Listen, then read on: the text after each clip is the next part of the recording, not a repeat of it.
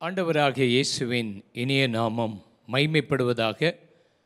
சத்தியம் டிவியில் காதுள்ளவன் கேட்க கடவன் என்ற இந்த நிகழ்ச்சியை தொடர்ந்து ஒரு எழுப்புதல் வருவதற்காக ஆவலோடு கேட்டுக்கொண்டு வருகிறோம். ஒரு பெரிய எழுப்புதல் வர வேண்டுமானால் தேவனுடைய ஊழியர்களோ விசுவாசிகளோ நம்முடைய ஆவிக்குரிய ஐம்புலன்களும் வெகு விரைவாக அது செயல்பட வேண்டும். ஆவிக்குரிய விதத்தில் ஐம்புலன்களும் செயல்பட்டால் ஆண்டவருடைய பெரிய காரியங்களை நாம் காண்போம். ஆவிக்குரிய கண்கள் திறக்கப்பட வேண்டும், ஆவிக்குரிய காதுகள் திறக்கப்பட வேண்டும், ஆவிக்குரிய தொடுதல் நமக்கு வேண்டும், ஆவிக்குரிய வாசனை நமக்கு தேவை, ஆவிக்குரிய உணர்வுகள், ஆவிக்குரிய ருசி நமக்கு இந்த நாட்களிலே தேவை. ஒரு மனிதன் மரித்து விட்டானே ஆனால் அவனாலே பார்க்க முடியாது, அவனாலே கேட்க முடியாது, அவனாலே ருசிக்க முடியாது, அவனாலே எந்த வாசனையும் உணர முடியாது, அவனை தொட்டால் உணர்வு இருக்காது. ஆகினால்தான் ஆண்டவர் நம்மை பார்த்து பாவத்துக்கு செத்தவர்களாக இருக்க வேண்டும். தவறானவைகளை பார்க்க நம்முடைய கண்கள் அவைகளை காணக்கூடாத அளவுக்கு செத்திருக்கணும். நம்முடைய காதுகள் தவறான காரியங்களை கேட்காதபடி செத்திருக்க வேண்டும். நம்முடைய உணர்வுகள் செத்திருக்க வேண்டும், ஜீவ பலியாக ஒப்பு கொடுக்க வேண்டும் என்று ஆண்டவர் சொன்னார். ஆனால் நாம் வேதத்தை தெளிவாய் வாசிக்கும்போது இந்த உலகத்தில் மரிக்கும்போது நம்முடைய ஐம்புலன்களும் வேலை செய்கிறது இல்லை. ஆனால் ஆவிக்குரிய மண்டலத்துக்கு போகும்போது லூக்கா 16:23 நாம் வாசிக்கும்போது, பாதாளத்திலே அவன் வேதனைப்படுகிற போது தன் கண்களை ஏறெடுத்து தூரத்திலே ஆபிரகாமையும் அவன் மடியிலே லாசருவையும் கண்டான். அடுத்த வசனம் சொல்லுகிறது, அவன் தகப்பனாகிய ஆபிரகாமே, எனக்கு இறங்கி லாசரு தன் விரலினால் நுனியை தண்ணீரில் தோய்த்து என் நாவை குளிர பண்ணும்படி அவனை அனுப்ப வேண்டும், இந்த அக்கினி ஜுவாலையில் வேதனைப்படுகிறேன் என்று அவன் கூப்பிட்டான். ஆபிரகாம் அவனோடு பேசுகிறான், அவன் ஆபிரகாமோடு காதிலே அவன் கேட்டவைகளை வைத்து பேசுகிறான், அவன் வேதனையை வெளிப்படுத்துகிறான், அவன் பார்க்கிறான். பலவிதமான காரியங்கள். மறுபடியும் மரித்த பின்பு மனிதன் நரகத்துக்கோ மோட்சத்துக்கோ போனால் அந்த புலன்கள் மறுபடியும் கிரியை செய்கிறதை பார்க்கிறான். ஆகையினால் ஆவிக்குரிய கண்கள் திறக்கப்பட வேண்டியது மிகவும் அவசியம். ஆவிக்குரிய காதுகள் கேட்கப்பட வேண்டும், ஆவிக்குரிய தொடுதல் வாழ்க்கையில் இருக்க வேண்டும். எழுப்புதலுக்காக ஜெபிக்கும்போது, இந்த நாட்களிலே உபவாசித்து ஜெபிக்கும்போது ஆண்டவர் எப்படியாயினும் பெரிய காரியங்களை நம்முடைய மத்தியில் செய்ய வேண்டும். 1 யோவான் 1:1 நாம் வாசிக்கும்போது, ஆதி முதல் இருந்தது, நாங்கள் கேட்டது, கண்களினால் கண்டது, நாங்கள் நோக்கி பார்த்தது, எங்கள் கைகளினால் தொட்டதுமாயிருக்கிற ஜீவ வார்த்தையை குறித்து உங்களுக்கு அறிவிக்கிறோம். இயேசு கிறிஸ்துவை அந்த நாட்களில் இயேசு உயிரோடு இருந்தபோது அவர் என்ன சொன்னாரோ அதை கேட்டார்கள், அவர் என்ன செய்தாரோ அதை பார்த்தார்கள், அவரை உணர்ந்தார்கள், அவரோடு ஐக்கியம் கொண்டிருந்தார்கள். இப்பொழுது இயேசு நம்மை விட்டு அவர் பிதாவினிடத்துக்கு போய்விட்டார். பிதாவினிடத்துக்கு அவர் போன போது அவர் சொன்னார், என் சமாதானத்தை உங்களுக்கு வைத்து போகிறேன், உங்கள் இருதயம் கலங்காமல் பயப்படாமல் இருப்பதாக. உலகம் கொடுக்கிற சமாதானம் அல்ல, என் சமாதானத்தை வைத்து போகிறேன் சொன்னார். நான் என் பிதாவினிடத்துக்கு போகிறேன், ஒரு உண்மையை சொல்லுகிறேன், நான் போவேனே ஆனால் ஆவியானவராகிய தேற்றவாளனை உங்களிடத்துக்கு அனுப்புவேன். அவர் பாவத்தை குறித்து, நீதியை குறித்து, நியாய தீர்ப்பை குறித்து கண்டித்து உணர்த்துவார். கொஞ்ச காலம் நான் என் பிதாவினிடத்துக்கு போகிறேன், இந்த உலகத்திலே நீங்கள் துக்கப்படுவீர்கள், உலகம் சந்தோஷப்படும். ஆனால் உங்களுக்கு உபத்திரவங்கள் வரலாம். ஆனால் சீக்கிரத்தில் உங்கள் துக்கமெல்லாம் சந்தோஷமாக மாறும் என்று இயேசு சொன்னாரே. ஆவிக்குரிய வாழ்க்கையில் இயேசுவோடு கூட நாம் நடக்க அவருடைய ஆவியானவர் நமக்கு உதவி செய்து அவருடைய சமாதானம் நமக்குள்ளே ஆழமாய் இருந்து கிரியை செய்யத்தான் இந்த நாட்களில் ஆவிக்குரிய வட்டாரத்தில் இயேசு நம்மோடு கூட இல்லாவிட்டாலும் அவரோடு பேச முடியும், அவர் நம்மோடு பேச முடியும், அவரை உணர முடியும், அவர் கொடுக்கிற ஆசீர்வாதங்களை பெற்றுக்கொள்ள முடியும். அவருக்குள்ளே நாம் எல்லாவற்றிலும் அவரை நம்முடைய கண்கள், ஆவிக்குரிய கண்கள் அவரை காணும். அதனாலே இந்த நாட்களில் ஏதோ வெறுமையாக ஏதோ ஒரு சடங்குக்காக, மத சடங்குக்காக ஜெபத்தை பண்ணுவது, ஒரு வேதத்தை வாசிப்பது, ஒரு ஆலயத்துக்கு போவது வருவது என்று எந்த உணர்வில்லாமல் ஆவிக்குரிய நிலைமையில் செத்திருக்காதபடி ஆவிக்குரிய ஐம்புலன்களும் உயிரடைந்து இன்றைக்கு அந்த எழுப்புதலை காண ஆண்டவர் நமக்கு உதவி செய்வாராக.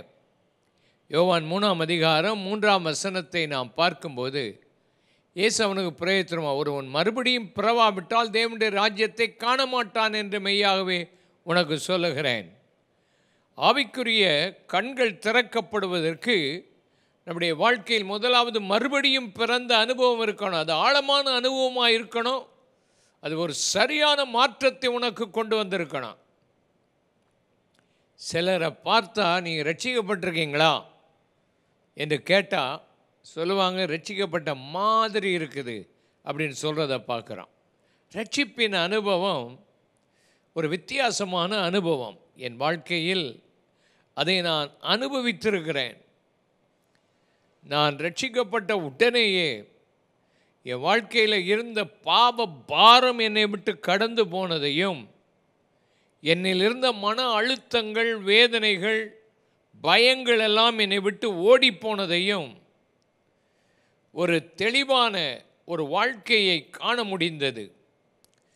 பழைய பாவங்களெல்லாம் எங்கே போனது, எப்படி போனது என்று தெரியாது.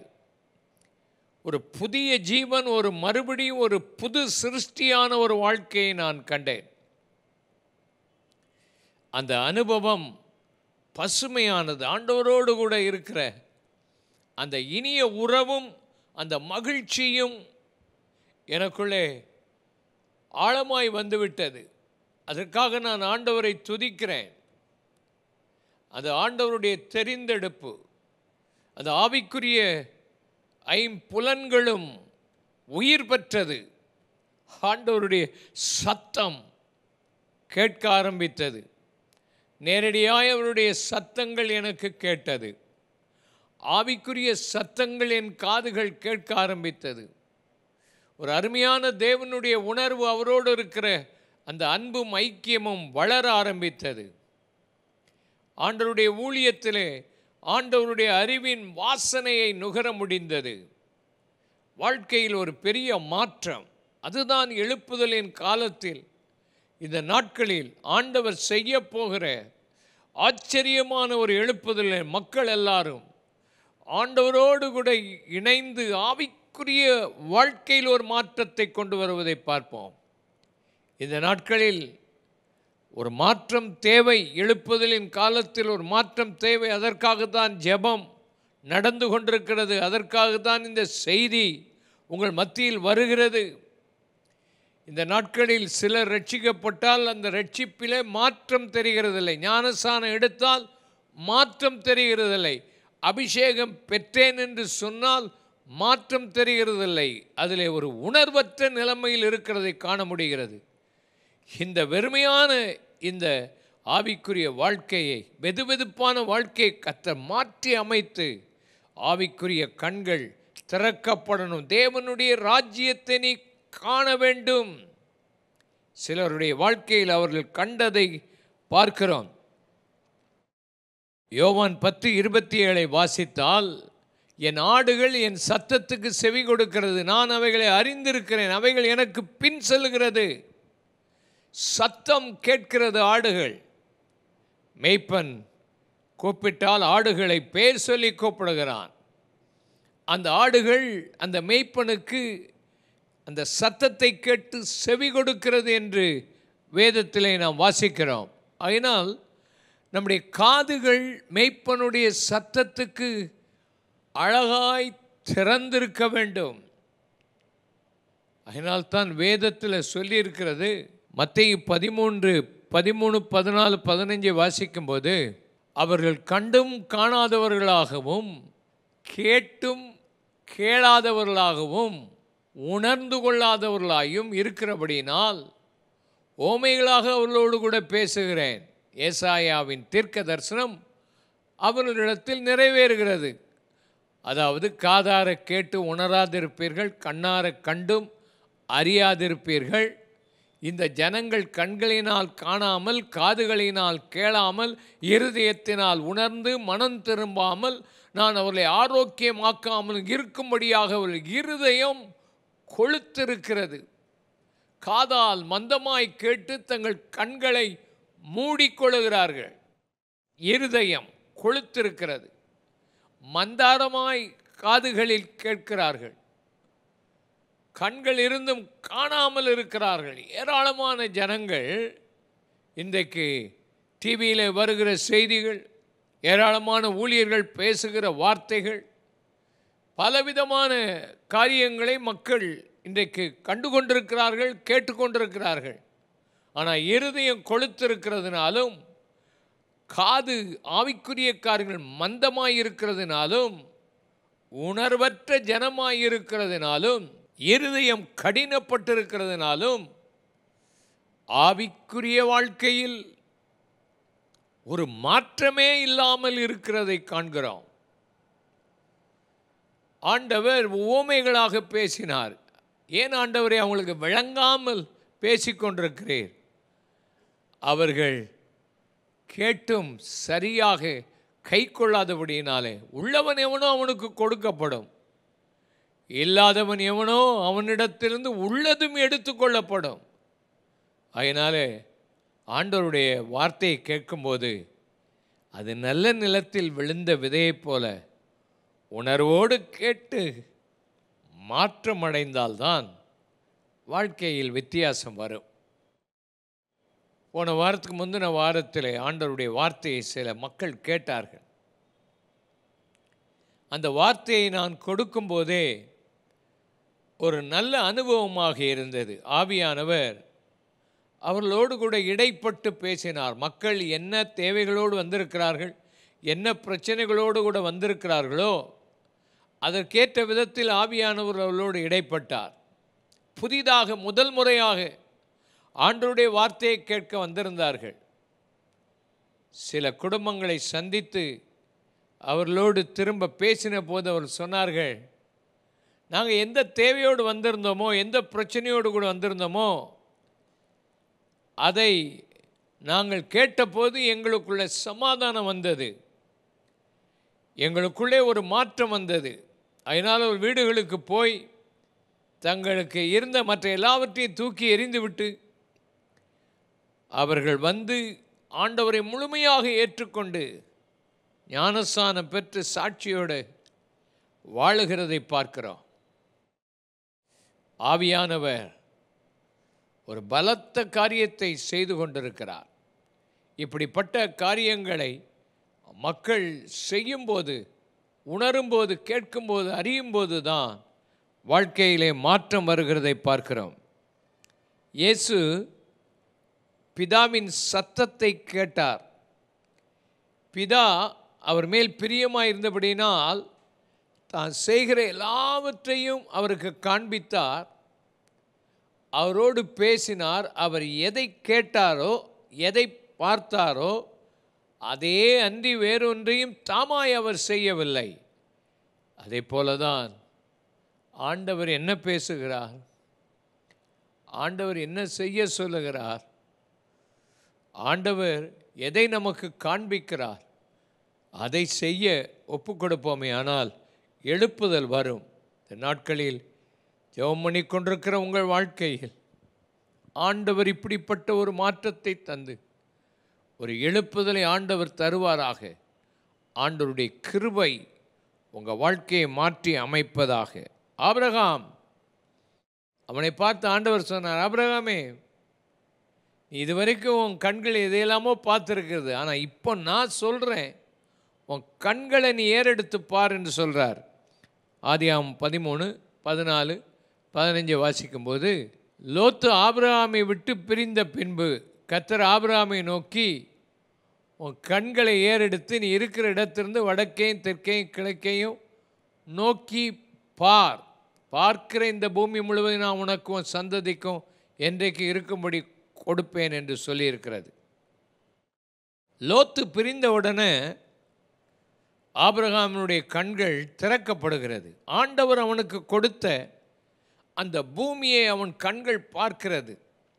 ஆபிரகாம் சுய சித்தம் செய்கிறவன். தன் சொந்த இச்சைகளையும் தன் கண் பார்க்கிறதையும் அவன் விரும்புகிறவன். லோத்து என்றாலே அர்த்தம் முகமூடிக்காரன். அவனுக்கு தெளிவு இல்லை அவன் கண்களில். ஆனால் ஆபிரகாம் கண்களை ஏறெடுத்து ஆண்டவர் பார்க்க சொன்னபோது தேவன் அவனுக்கு நியமித்திருந்த அத்தனை ஆசீர்வாதங்களையும் தேசத்தையும் அவன் கண்களால் காண முடிந்தது. இன்றைக்கு உனக்காக ஆண்டவர் வைத்திருக்கிற பூமிகள், உனக்காக ஆண்டவர் வைத்திருக்கிற ஆவிக்குரிய ஆசீர்வாதங்களை விசுவாச கண்களினாலே நீ பார்ப்பது மாத்திரமல்ல, அதில் நீ நடக்கும்போது, அதை தொட்டு உணரும்போது அது உனக்கு சொந்தமாகும். உனக்கு மாத்திரமல்ல, உன் சந்ததியை கர்த்தர் ஆசீர்வதிப்பார். இன்றைக்கு ஆண்டவர் ஒரு பெரிய மாற்றத்தை தர உன் ஆவிக்குரிய கண்கள் ஆண்டவர் சொல்லும்போது பார்க்கணும். உன் இஷ்டம் போல ஆண்டவர் சொல்லாமல் இஷ்டம் போல அடுத்தவன் வீட்டெல்லாம் போய் தொட்டு ஆண்டவர் எனக்கு தருவார்னு சொல்லாத. அடுத்தவன் கார் மேலே கை வச்சு காரை தாருன்னு கேட்காத. ஆண்டவர் உனக்கு தருகிறதை உணர்த்துவார். எனக்கு வீடு இல்லாமல் ஆலயத்து சபைக்கு ஒரு இடமில்லாமல் அலைந்து திரிந்தேன். ஒரு வாரம் அலைந்து திரிந்தேன். ஒன்றும் கிடைக்கல, ஒருத்தரும் ஏற்றுக்கொள்ளவில்லை. தனிமையாக இந்த சென்னை பட்டணத்தில் அலைந்து கொண்டிருந்தேன். ஒரு தெருவில் நான் போயிட்டுருக்கும்போது ஒரு இடத்தை பார்த்த உடனே ஆவியானு சொன்னார், இதைத்தான்ப்பா உனக்கு கொடுக்க போகிறேன். ஒரு வாரம் அலைஞ்சிட்டா, இதைத்தான் நீ பார். பார்க்குறது மாத்திரமல்ல, நீ போய் தொட்டு ஜெபம் பண்ணு. கோட்டையெல்லாம் இடிஞ்சு முள்ளாக இருந்துச்சு, உள்ளே போக முடியல. கோட்டையை தாண்டி விழுந்து விசுவாசத்தோடு போய் பார்த்து தொட்டு ஜெபம் பண்ணேன். அந்த வீட்டுக்காரர் எங்கே இருக்காருன்னே தெரியலை. 18 கிலோமீட்டர் தூரத்தில் இருந்தார். போய் ராத்திரி 11 மணிக்கு அவர் வீட்டை தட்டினேன். அவர் யாருன்னு கேட்டார். இந்த மாதிரி வந்திருக்கிறேன். எந்த சபைன்னு கேட்டார். அசம்பிளி சபை. அப்பா, அசம்பிளி சபைக்காடுக்கும் எனக்கு ஒத்தே வராது அப்படின்னு சொன்னார். ஆனால் கொஞ்சம் நேரம் உட்காந்து பேசின உடனே சொன்னார், போ, நீ அந்த வீட்டை எடுத்துக்க, சபை ஆரம்பின்னு சொல்லி அனுப்புனார். அருமையானவர்களே, கர்த்தரால் முடியாத ஒன்றுமே இல்லை. அவர் உன் கூட இருப்பாருன்னா நீ பார்க்கறது, நீ தொடுறது, ஆவிக்குரிய விஷயத்தில் ஆண்டவர் மாற்றி அமைப்பார்.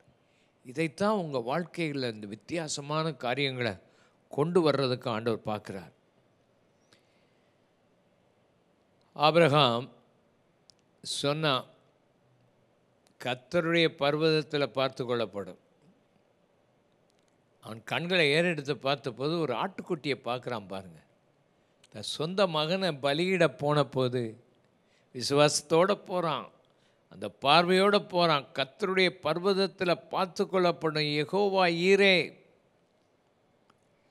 அங்கே போன போது அந்த ஆட்டுக்குட்டி எங்கேருந்து வந்தது தெரில, அவனுடைய ஆவிக்குரிய கண்களினாலே கண்டு அந்த ஆட்டுக்குட்டியை தன் மகனுக்கு பதிலாக பலியிட்டான். அதுதான் ஆண்டவராக இயேசு கிறிஸ்து நமக்கு பதிலாக அவர் பலியானதின் அர்த்தத்தை நாம் இங்கே பார்க்கிறோம். ஆவிக்குரிய கண்களை அங்கே தான் நம்ம பார்க்குறோம்.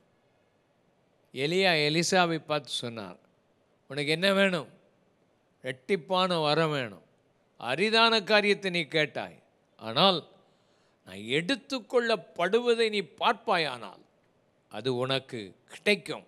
அதனால் எலிசா எலியாவை விடவே இல்லை. எங்கே போனாலும், எத்தனை மைல் போனாலும் நடந்து போய் கடைசியில் அக்கினி ரதங்களும் குதிரைகளும் வந்து அவர்களை பிரிக்கிற சமயத்திலும் அவரை நோக்கி கூப்பிட்டான். இஸ்ரவேலுக்கு ரதமும் குதிரையுமானவரே என்று கதறி கூப்பிட்டான். அவருடைய சால்வை விழுந்தது, இரட்டிப்பான வரம் அவனுக்கு கிடைத்தது. அப்பொழுது மற்ற தீர்க்கதரிசியின் புத்திரர்களெல்லாம் சொன்னார்கள், எலியாவின் தேவன் ஆவி இவரோடு கூட இருக்கிறது என்று சொல்லி பணிந்து கொண்டார்கள் அவரையும். அதற்கு முன்பு அவரை ஏளனமாய் பார்த்தார்கள். உன்னுடைய தலைவன் எடுத்துக்கொள்ளப்பட போகிறார், உனக்கு தெரியுமா, உனக்கு தெரியுமா? எனக்கு தெரியும், நீங்கள் சும்மா இருங்கள். என் வாழ்க்கையில் ஒரே நோக்கம், எஜமான் எடுத்துக்கொள்ளப்படும் போது என் கண்கள் அவரை காணும், அப்பொழுது அவருடைய ஆவியின் வரம் இரட்டிப்பாய் எனக்கு கிடைக்கும் என்று சொல்லி அவன் ஆவலோடு போய் பார்த்தபோது ஆச்சரியமாய் அவனுடைய கண்களிலே ஆண்டவர் பெரிய காரியத்தை செய்தார். ஆகார் வனாந்தரத்திலே அலைந்து திரிந்து தண்ணீருக்காக கதறின பொழுது ஆண்டவர் ஒரு நீரூற்றை காண அவளுடைய கண்களை திறந்தது போல இந்த நாட்களிலும் ஆவிக்குரிய காரியங்களை பார்ப்பதற்கு கண்களை ஆண்டவர் திறப்பாராக. கண்கள் திறக்கப்படணும். அடுத்தபடியாக ஆண்டவரை ருசிக்கணும், ஆண்டவருடைய வார்த்தையை ருசிக்கணும். சங்கீதம் 34:8 வாசிப்போம். கர்த்தர் நல்லவர் என்பதை ருசித்து பாருங்கள், அவர் மேல் நம்பிக்கையாயிருக்கிற மனுஷன் பாக்கியவான். கர்த்தர் நல்லவர் என்பதை ருசித்து பார்க்கணும். அவர் மேலே நம்பிக்கையாக இருந்து நீ பார், எவ்வளவு பாக்கியம் அதில் இருக்குது. இந்த ஆண்டவர் நல்லவர். என் வாழ்க்கையில் அவரை ருசித்தேன். 20 ஆண்டு காலம் அவரை பற்றி நான் படித்திருக்கிறேன், பைபிள் வாசித்திருக்கிறேன், ஆனால் ருசித்து பார்த்ததில்லை. ஒரு நாள் ஆண்டவர் தம்மை எனக்கு வெளிப்படுத்தின போது அவரை ருசித்து பார்த்தேன். அவர் எவ்வளவு நல்லவர், அவர் எவ்வளவு நல்லவர், அவர் எவ்வளவு இனிமையானவர், அவர் எவ்வளவு அழகானவர், அவர் எவ்வளவு உண்மை உள்ளவர், அவர் எவ்வளவு பரிசுத்தர்.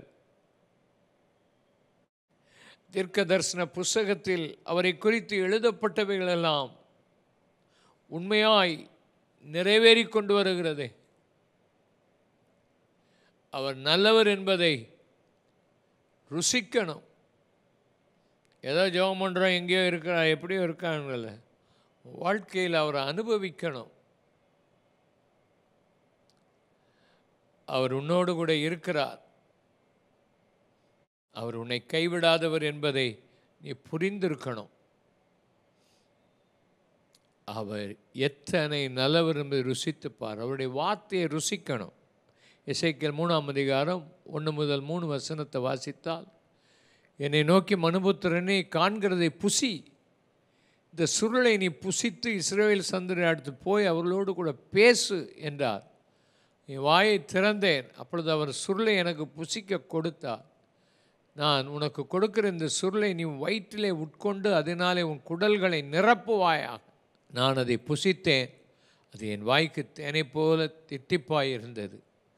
ஆண்டவருடைய வார்த்தையை ருசிக்கணும். ஆண்டவருடைய வார்த்தை உனக்கு அப்பமாக இருக்கும், அது உன்னை பலப்படுத்தும்.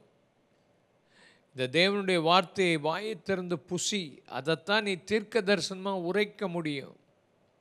வெளிப்படுத்தின விசேஷத்தில் பத்மத்தில் இருந்த யோவானுக்கு புசிக்க அந்த புஸ்தக சுருளை குடித்த போது, அவன் அதை புசித்த போது வயிற்றுக்கு கசப்பு, வாய்க்கு தேன்.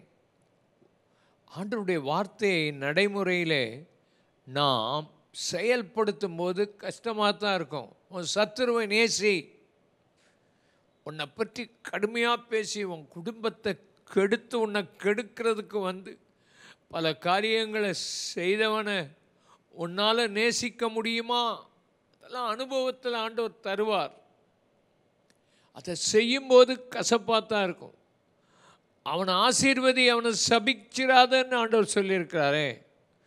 ஆசீர்வதிக்கிறதெல்லாம் கஷ்டமானதாக இருக்கும், கசப்பாக தான் இருக்கும். ஆனால் ஆசீர்வதி, நீ அதை கை கொள்ளும்போது அது உனக்கு தேனை போல இனிமையாக இருக்கும்.